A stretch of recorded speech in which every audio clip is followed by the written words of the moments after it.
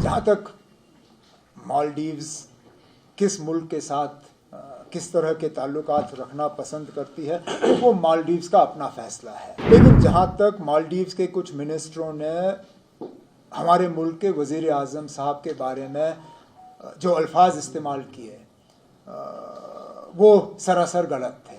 अच्छी बात है कि मालदीव्स की हुकूमत ने उन मिनिस्टरों को सस्पेंड किया और हिंदुस्तान के वज़ीर आज़म से और हिंदुस्तान से माफ़ी मांगी।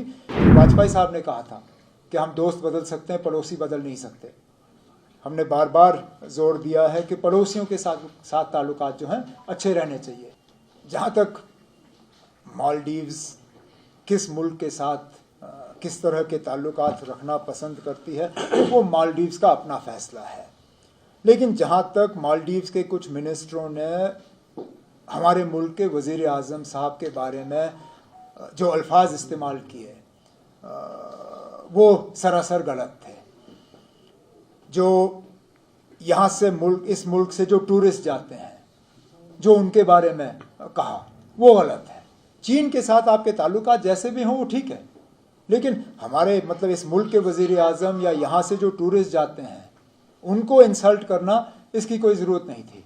अच्छी बात है कि मालदीव्स की हुकूमत ने उन मिनिस्टरों को सस्पेंड किया और हिंदुस्तान के वज़ीर आज़म से और हिंदुस्तान से माफ़ी मांगी।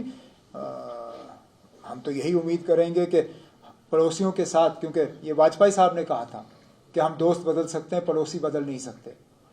हमने बार बार जोर दिया है कि पड़ोसियों के साथ ताल्लुकात जो हैं अच्छे रहने चाहिए, चाहे वो मालदीव्स हो, नेपाल हो, भूटान हो, बांग्लादेश हो, श्रीलंका हो, पाकिस्तान हो, अफ़गानिस्तान हो।